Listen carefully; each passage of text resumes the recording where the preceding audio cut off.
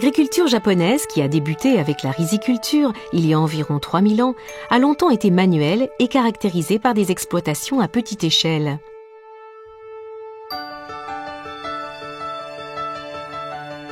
À l'époque Meiji, à la fin du XIXe siècle, le Japon s'est ouvert et s'est modernisé en introduisant des technologies et des systèmes occidentaux.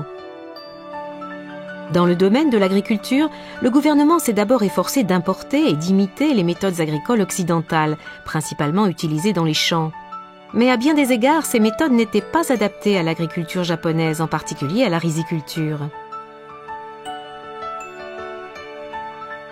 Il y avait à l'époque au Japon des agriculteurs qui possédaient d'excellentes techniques basées sur l'expérience.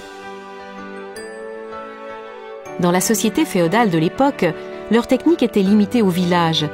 Mais à l'époque Meiji, quand l'État s'est centralisé, elles se sont propagées dans tout le pays grâce aux réunions d'échange de techniques agricoles appelées Nodankai.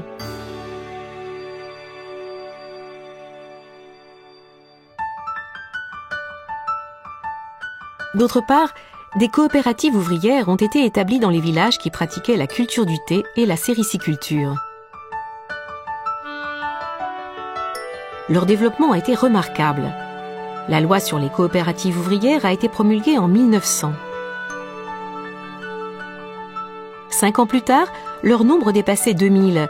Dans les années 1910, on en comptait plus de 10 000 et dans les années 1940, elles couvraient plus de 90% de l'ensemble des agriculteurs.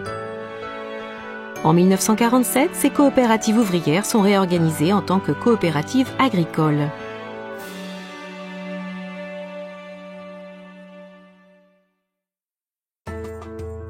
Après la Seconde Guerre mondiale, les Japonais souffraient de la faim. Il était urgent d'augmenter la production alimentaire. Ainsi, en 1948, l'État a promulgué la loi sur la promotion de l'amélioration de l'agriculture en s'inspirant du programme en vigueur aux États-Unis. En vertu de cette loi, le gouvernement et les préfectures ont conjointement introduit le service de vulgarisation agricole visant à améliorer la vie rurale et à former une relève pour les exploitants. Ce service fournissait des conseils aux agriculteurs et leur enseignait les savoir-faire adaptés à leurs terres.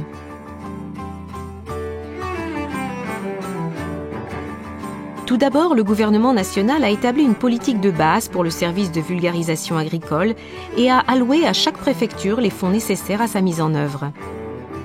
Ensuite, les préfectures de tout le pays ont ouvert des centres d'orientation et d'éducation où des agents de vulgarisation possédant des connaissances et des techniques de pointe fournissaient des conseils appropriés à chaque agriculteur.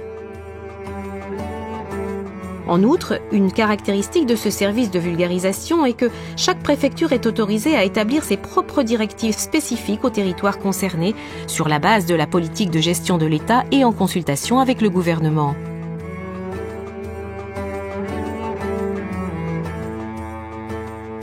Les agents de vulgarisation aident à introduire de nouvelles technologies et à mettre à profit les politiques agricoles.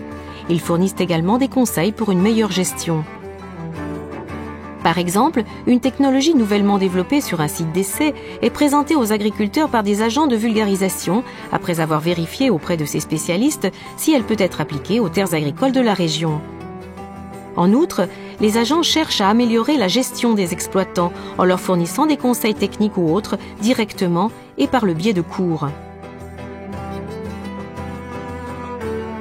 Parallèlement, les agents de vulgarisation demandent aux instituts de recherche et de développement de mettre au point des technologies correspondantes aux caractéristiques d'une région agricole spécifique. De cette manière, les agents de vulgarisation servent aussi de pont entre les agriculteurs et les organismes de recherche.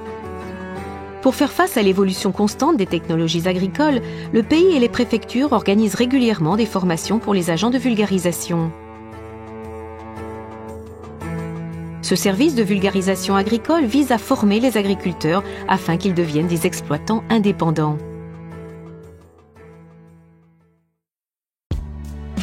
Après la guerre, une autre loi, la loi sur les coopératives agricoles, est entrée en vigueur, marquant la naissance d'une nouvelle organisation.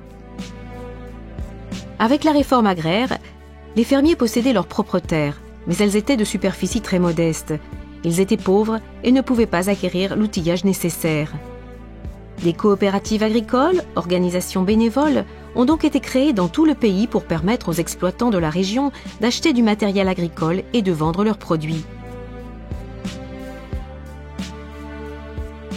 Il en existait environ 20 000 au Japon.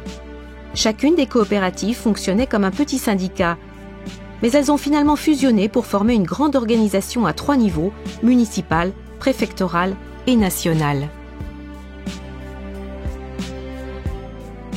Les coopératives agricoles sont engagées dans de nombreuses activités.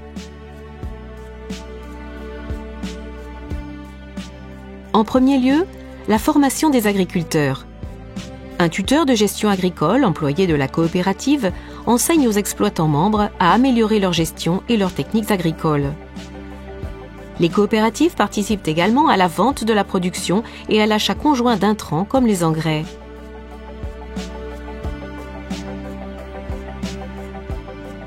De plus, elles organisent diverses activités destinées à améliorer la vie des agriculteurs. En 2018, il y avait environ 7000 agents de vulgarisation agricole pour des projets publics.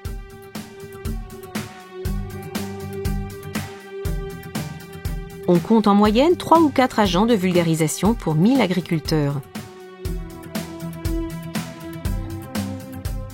D'autre part, il existe environ 14 000 tuteurs de gestion agricole travaillant dans des coopératives.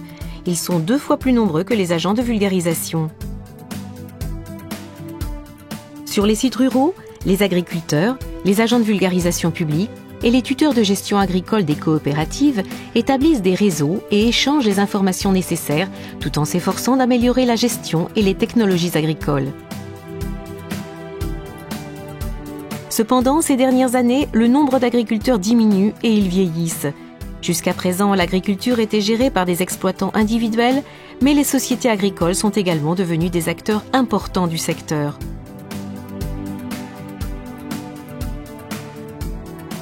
De plus, on constate une augmentation du nombre d'agriculteurs venus des villes, sans expérience aucune dans le domaine.